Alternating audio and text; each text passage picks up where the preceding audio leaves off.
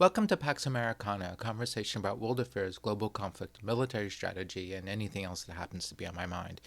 In my last video, I interviewed General Guy Hubin, and I talked to him about his work on trying to reimagine the way armies organize themselves and the way battles should be conducted in light of the advent of new military technologies. In the interview, General Hubin mentioned another theorist, a colonel actually, Colonel Guy Brossollet, and he talked a little bit about the book that Brossolett published in 1975, a book called Essai sur la non-bataille, or Essay on the Non-Battle. I thought that it would be useful in this video to talk at length about Brossolett in his book. It's not at all a surprise to me that Hubin would cite Brossolett, because if you read Brossolett and you sit and read Hubin, even though Hubin, I don't think specifically cited Brossolett in the work, it's very obvious that he owed a lot to Brossolett. So Brossolett, I think, merits a video in and of himself. So what I'm going to do is I'm going to talk about Brossolett. I'm going to do this in three parts. First, I'm going to say a few words about who Brossolett was. Second, I'm going to try to explain the argument that Brossolett made in his 1975 book. And third, I want to bring it together and try to explain why Brossolett is worth reading today, even though he was very clearly writing about, well, frankly, the French army in the early 1970s. So let's begin. So, who is Brossolett? Now, to be honest, I don't know a whole lot about Brossolett other than what I can read about him on the French Wikipedia page. He was born in 1933. He died in 2015. He clearly had a very interesting career. He graduated from Saint-Cyr, the French military academy. He served in the Algerian War. As part of his time in the Algerian War, he actually served in the Sahara in a camel unit, which I think is pretty cool. At some point, he ended up in Laos, and while in Laos, he apparently fell in love with the Chinese language, and he became a Sinophile.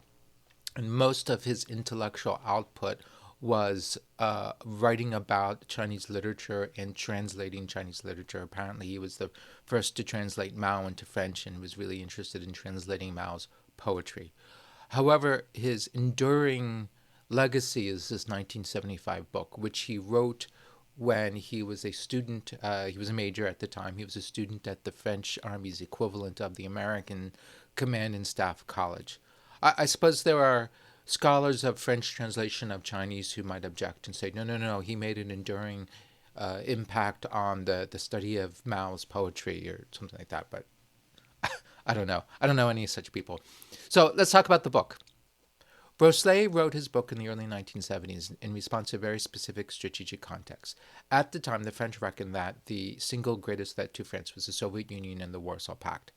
And the Soviet bloc, I guess we should call it, their conventional strength is so vast, they had so many divisions, so many tanks, so many aircraft, that it was generally understood by France and the rest of NATO that, first of all, Europe didn't have a prayer without American help. But even with American help, really, there was no way that they could actually successfully defeat a Soviet invasion with conventional forces, that sooner or later they would have to have recourse to nuclear weapons, first tactical nuclear weapons and then strategic nuclear weapons.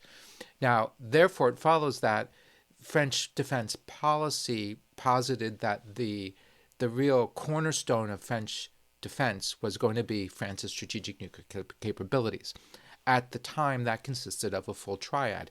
You had ICBMs, you had SLBMs, submarine-launched ballistic missiles, which just came online. And then you had airplane-dropped nuclear bombs. These were, I believe it was Mirage 4, which were designed for this purpose. That was the triad.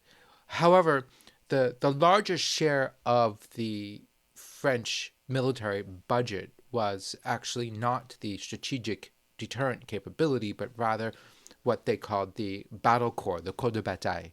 And this was a massive thing. The corps de bataille, I mean, massive relative to the size of the French army and also relative to today. So the corps de bataille had 170,000 troops, 170,000 troops. That's significant because today the entire French army has 110,000, right? So this is just 170,000 troops. 800 tanks, this is 1973, 800 tanks, 300 combat planes, and at the time it was scheduled to receive 100 to 150 tactical nuclear weapons, which were going to be fired by these Pluton, I guess it would be called short-range ballistic missiles. And given the fact that everybody assumed that sooner or later, not just France but Western nations would have to use nuclear weapons because there was just no hope of actually defeating the Soviets because of just the size of the Soviet forces. The battle corps was given two specific missions. The first mission was to give the invading Warsaw Pact forces a hard time. You knew that they would lose. It was understood that the battle corps was going to lose, but they wanted to be such a hard nut to crack that the Warsaw Pact would have to make a giant effort in order to defeat it. And this is actually very important. What the French believed that they needed in case of a huge Soviet assault on Western Europe is they needed two things. They needed clarification that the Soviets were indeed aiming to conquer Western Europe as opposed to trying to do some sort of salami slice maneuver, some limited attack with limited aims, right? And that's important too, because if they're out to conquer Western Europe, then having recourse to nuclear weapons made sense. There was a justification for that. If, however, the Soviets were only had limited aims, then maybe using nuclear weapons wasn't actually called for. So you needed to know this. You needed to test the Soviets to figure out what their intentions were.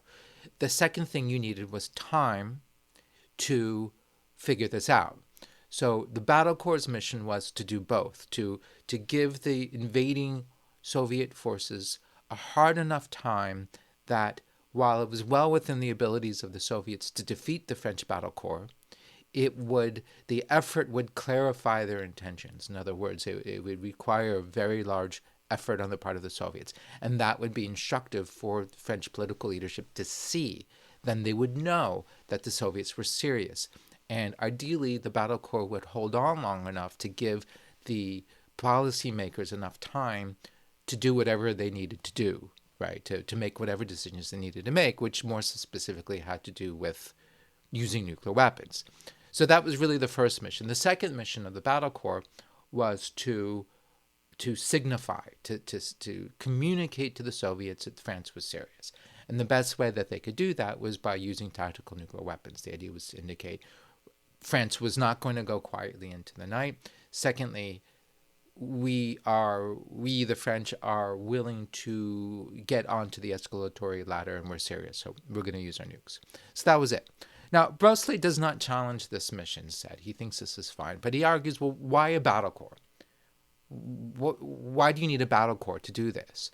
And several things bothered him. First of all, he thought that the battle corps itself was economically unsustainable, that it was no longer the case that France could afford so large of a force because such things had become super, super expensive. And one result in his mind was that the battle corps wasn't even what it was supposed to be. In other words, it's supposed to be this very coherent, complete, comprehensive, standalone 5-division force capable of mechanized maneuver warfare as people understood it at the time. And he said, but it wasn't really true. For one thing, he said that the French, because of the expense of all this, had underinvested in air defense capabilities. Secondly, he said it didn't have nearly enough fighter planes. Thirdly, he said it doesn't have enough artillery. We all know how much artillery you need in conventional warfare. The French army doesn't have enough of it. And not only that, worse, the French army doesn't have enough logistical capability in order to sustain a rate of fire by the artillery that it has that we know from historical precedent is necessary for conventional warfare. This should resonate with us because one of the things that everybody's sort of relearning from the war in Ukraine is the fact that, like, oh my God, artillery remains king, even old-fashioned tube artillery. And in order for artillery to do its thing, it needs gigantic quantities of ammunition. You have to kind of just keep that pipeline flowing with ammunition, 105 millimeter shells. So Brossollet's saying, look, we don't have the artillery and we don't have the pipeline to keep fueling the artillery that we have with these shells. So this is a real problem. So the battle corps isn't even what it's supposed to be. He has other issues with the battle corps that are really very important for his argument. Mainly, he argues that the battle corps reflects past realities rather than the present reality. So first, he talks about the force design. The force design, it's a World War II vision of combined arms maneuver in which the king is the tank, and the tank is sort of the organizing principle. Everything is built around the tank capability. And it expresses, according to Brossollet, a continued commitment to an old and outdated vision of warfare. And he also says that this reflected the legacy of Foch, who Brossolett called the king of the schools. I mean, I'm sorry, the god, not dog. Interesting step. The god of the schools, because of Foch's incredible influence over French military education.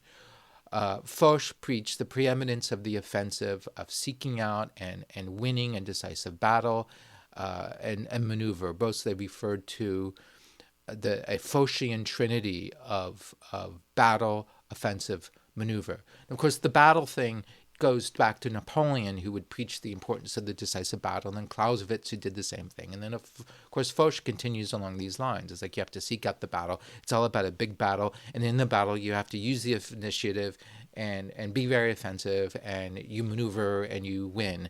And then you go on to the next battle, and you fight a string of decisive battles, and victory in the war is yours. What's wrong with all of this? Well, there's a fundamental contradiction here, according to Brossolett. The Cold War Army, according to Brossolett, the Battle Corps, and even just the name Battle Corps, by the way, the Battle Corps, calling it Battle Corps, to him this suggests this is Foch, right? This reflects the strength of the Phocian legacy. The Battle Corps is designed to fight and win offensive, decisive battles. Yet, the mission that France gives the Battle Corps explicitly is to fight defensive non-battles. The idea is not to have a decisive battle and win it, because it can't, really, but to deter battles from even happening in the first place, or to give the adversary, the Soviets, reason to rethink their offensive and ideally create an opportunity for both sides to jump off the escalatory ladder. That's the purpose of the Battle Corps. So why design it to do something completely different, which is not its mission and which it can't do anyways, which is to do this World War II style offensive war? It's as if the French, according to Brossolett, I think, want to refight the 1940 Battle of France, except this time with the corrected doctrine, in a very different reality, when it's just that kind of battle, it's not going to happen, nor should it happen. Brossolett also was concerned with something else that is also particularly important for Houben, is that he thinks that the French army needs to let go of its he thinks there's an antiquated and almost romantic vision of the war chief, the chef de guerre, right? He's the commander who in French lore, the French put, even to this day in contemporary defense writing, for example, I recently wrote a review about a French book about naval warfare in the 21st century. And that book also has this kind of content. And French Army stuff that I read always has the same thing. I mean, I have a lot of French Army publications. They all say this. But the idea is that you have this commander who, with the glance of the eye, that's always the expression, right? He sizes up the tactical situation, and then he acts decisively, and he makes decisions, and he maneuvers, and then somehow he wins. But the idea is that it's ultimately up to sort of the genius of the commander to do this. And Brossolett says nonsense. This isn't possible today. The battlefield's too large. There are too many moving pieces. There's too much stuff going on at the same time, simultaneously. This just isn't going to work. And then you have this problem, according to Brossolett, where you have this vertical hierarchy. Information and orders flow up and down this vertical chain. But the guy at the top can't possibly understand and see what's really going on at the bottom. And then the folks at the bottom can't possibly understand what the guys at the top are thinking. So the guys at the top issue whatever orders they're going to issue, but the guys at the bottom can't possibly understand the concept behind it. And Brossolett believes that this might have been okay in the past, where the guys at the bottom are just sort of thoughtlessly following the orders and doing what they're told.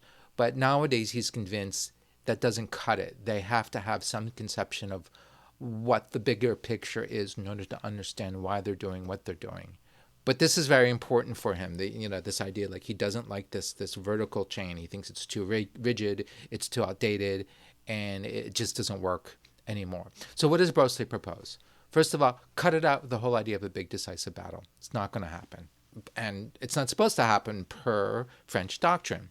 Therefore, if you're going to cut out the idea of a big decisive offensive battle, don't have a force designed to do that. Have a force designed to do the thing that you want it to do, which is to test the intentions of the invading Soviet bloc and buy time, right? And signify that that France is serious. These are sort of the 3 points, the 3 things that it needs to do. So he argues for dumping the World War II style formations and their formal hierarchies and replacing them with a version of defense in depth. Now, the concept of defense in depth that he has in mind comes from, I believe, from World War I. And the idea being like, don't try to defend the first and second trenches. If you put a lot of guys in there to defend those trenches, they're all going to die anyway, so don't do it. In fact, if you can, pull guys back from those first and second trenches. The invader will come, they'll penetrate those lines of trenches, fine. Try to maintain points and pockets of resistance that the invaders are going to have to go around. And this is going to be useful because it's going to slow them down. It's going to disorganize their forces. It's going to force them to lose some of their cohesion. That's great. But more importantly, you basically bring the invaders further and further away from their own lines, which was critical in World War I because they didn't have the technical ability to stay in touch with the fire support. Right? All of these movements, like invading and penetrating the trenches, was all made possible through artillery. But once you lose your ability to communicate with artillery, you're on your own. So you get away from the trenches. You go past the trenches. Now you can't use artillery because you can't communicate with them. Meanwhile, the defending side can zero their artillery in on you, and you're toast. And then the defenders also can organize a counter-strike, a counter-attack. And then again, you're toast. This was largely why World War I was a stalemate for so long. It's not that you couldn't break through the trenches. You could. The problem is that once you got through the trenches, you couldn't get very far before the defending side would be able to sort of surround you and destroy you. So let the Soviets advance. Let them in. But maintain not so much pockets of resistance. Brossolett envisioned having a mesh of circles, of cells, and in each cell would be a team, a small team, very small team. We're talking like a fire team, like I don't know, like 6 guys, 8 guys, right?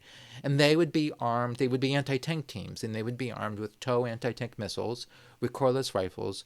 They would mortars, 81 millimeter mortars, and their job would be to bleed the Soviet forces and to mess with them, attacking the sides, the flanks, the rear, the logistical guys, the trucks, just whatever. But essential to this vision would be that these anti-tank teams would be entirely autonomous.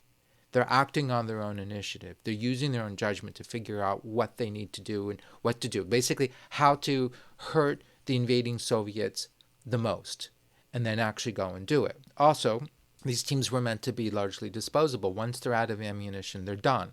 And ideally, they could exfiltrate back towards the rear where they could sort of rearm, then go out again.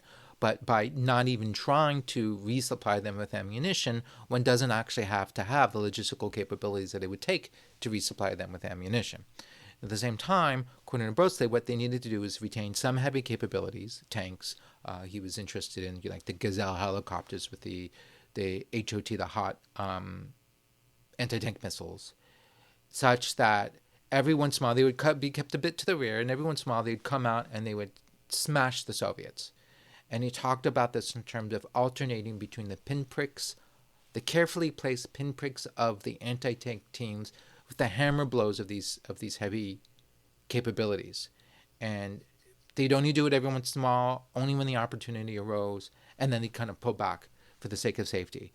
But he reckoned that this combination of effects would be the most cost-effective way of slowing down the Soviets, bleeding them, breaking up their unit cohesion, and enabling the political leaders back in Paris to see what the intentions of the Soviets were and to give them the time to figure it out and to figure out what to do. Because the key maneuver here, according to Brossolett, and I think this is a really great idea, isn't what's going to be done on the battlefield. The key maneuver is what he called the political strategic maneuver. And that's what the civilians back in Paris, that was their job. So battlefield maneuver was irrelevant. Decisive battle was irrelevant. What mattered in this context, you're being invaded by the Soviet Union. Both sides have strategic nuclear weapons. What really matters is the maneuver thought up by the political leadership back home. Brossolett was, I should add, dismissive of the concept of tactical nuclear weapons. He thought that having them as part of these conventional forces was a bad idea. And he raised several questions. First of all, would commanders even use them when push comes to shove? Secondly, the idea is that the tactical nuclear weapons are supposed to do two things. One is that they're supposed to help level the playing field, given the Soviets' vast numerical superiority. And he said that just didn't really make much sense. Plus, the Soviets themselves have tactical nuclear weapons, so where's your advantage here? And then the other thing is that tactical nuclear weapons are meant to signify, right? You use them to signify that you're serious and that you're willing to take a step on the rung of the escalatory ladder. He reckoned that it would be far better to do that separately. The way he imagined this would be is that he thought that his defensive force would only be capable of doing that testing, signifying job, right, of this the mission of the battle corps, but do it entirely without recourse to nuclear weapons. Like, don't even think about it. They need to be able to do those two things, to test the intentions of the Soviets and to slow them down. They need to be able to do that without the nuclear weapons. And you need to detach that with the nuclear bit. And the nuclear bit, as I said, the first mission of the nuclear bit was to level the playing field, which was absurd. But the second part of the nuclear bit was to signify, to signal seriousness. And he said, fine, that's useful. But that doesn't require, that needs to be disconnected, and that should just be done in and of itself. And the way to do it is it's through a demonstration. It doesn't even matter how many Soviets you kill. The point is to do it so that you make clear to the Soviets that, hey, look, we're willing to use nukes. That's the whole point. And part of the argument, he says, is that he thinks that when you're designing your defensive force, you needed to do it so that you preserve as much as possible the liberty of action of the political leadership. And anything you do that obliges one, that locks one into some sort of track. If I do this, this means that must happen. Then that's bad. If I do this, then that means we're on the escalatory ladder. And if this happens, then we have to go higher the escalatory ladder. Brossolett says that's really bad. You have to avoid that at all costs. And one way he sees of doing this is by separating out the nuclear thing with the conventional thing. Let his mesh-like defense in depth thing operate entirely without nuclear weapons because he thinks it can do the job, while reserving tactical nuclear weapons solely for this signifying thing, to send a message loud and clear to the Soviets, because that's really its most useful point. This, he believes, also is important because he's concerned that once you use nuclear weapons, it's going to be very hard to slow down the escalation train. So again, like let's not be so ready to use the nuclear weapons. Let's hold off and let's do it in a certain way. Okay, so let's pull it together. So why is Brossolett relevant and worth reading today? The first thing that comes to mind is Brossolet's critical spirit. He's asking very difficult questions that need to be asked always. What's our military for really? And does the military we have reflect real world requirements, or does it reflect past requirements and legacy ways of thinking? Does it reflect path dependency and legacy institutional culture versus an attempt to confront present and future requirements? Brossolet's arguing for a clean sheet of paper. Take a clean sheet of paper and ask basic questions. What do we need? What's the mission? What are the requirements? Who's the adversary? And what kind of force do we need in order to respond to these questions? And what kind of force can we build that's also, by the way, economically sustainable? It's a very valid exercise. I feel like everybody should do all the time. He also, I think, asks some important questions about the importance of nuclear weapons or the relevance for the modern battlefield. They exist. If we fight Russians, we have them. The Russians have them. If we fight China, we have them. The Chinese have them. Soon Iran's going to have them. North Korea has them. So they exist. So what? Well, this is a very legitimate question. If they're going to be used in a battle, what are the ramifications of that? And have we ever really thought that out? I'm not really convinced that we have. And I personally have been involved in war games where we're gaming out wars in Europe. And the war games proceed as if there are no nuclear weapons. There are no tactical nuclear weapons, there are no strategic nuclear weapons. There's no threat of a nuclear Armageddon. There's nothing, which I always thought was kind of absurd, because it seems to me that the existence of nuclear weapons should at least give people pause and would have some influence on the decision making with regard to the conduct of that otherwise conventional war. But no, we would just charge ahead and proceed as if there were no nuclear weapons. Does that make sense? There's also the question of the decisive battle. Our militaries today are still geared a la Foch for having decisive battles. Does that make sense?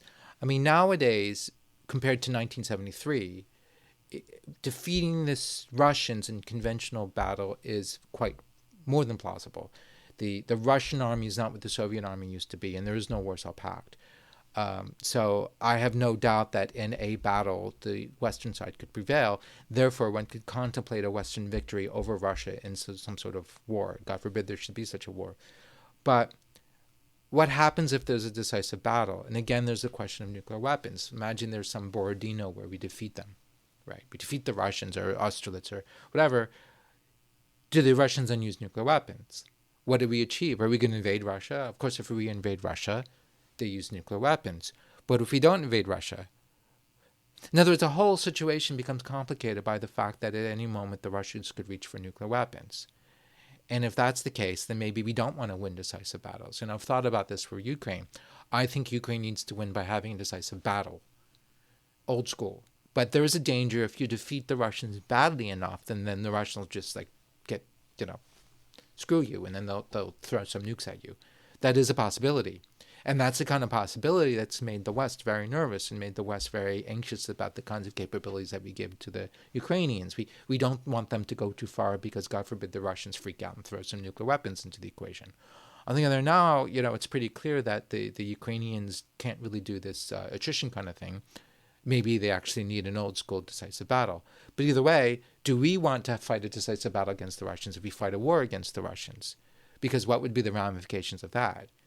And if the answer is no, we don't want a decisive battle, what kind of military do we need to not fight a decisive battle, to fight the non-battle that Brossollet was talking about? The answers might be different, but I think the answers are so relevant. By the way, also, I should add, as Ubam pointed out, it is of note that what the Ukrainians did in the early days of the big invasion was very much what Brossolett was talking about. Where they clearly had small anti-tank teams that were going out and just picking apart the Russian advance, because the Russians were advancing Soviet style largely, these very linear columns, and the Ukrainians were using a non-linear kind of defense in depth, and frankly it worked. That, according to Uban, has basically come to an end because the Ukrainians made certain advances to reclaim territory. Now they're locked in what's frankly a linear battle, because they don't want to give up territory. And that's a problem, as Uban points out, because this does not speak to the Ukrainians' strengths. But I digress. So either way, I think Brossolett is worth reading, and I think his arguments are very important, particularly with regard to these fundamental questions about what are we even doing and how do we design forces in order to counter nuclear forces? What kind of capabilities do we really need? And proposing alternative ways of thinking about the kinds of forces we need and then how we're supposed to organize those forces. Please like and subscribe. Thank you very much. Please also check out my Substack. There's a link below in the bottom. I've also put a link in the description to the video I did of the interview with Uban, and also the article. There's an article that I wrote about Brossolett, although it's fairly short. I'm working on something more in depth on Brossolett, which will appear sometime later. But again, thank you very much, and I look forward to seeing you in the next video. Bye-bye.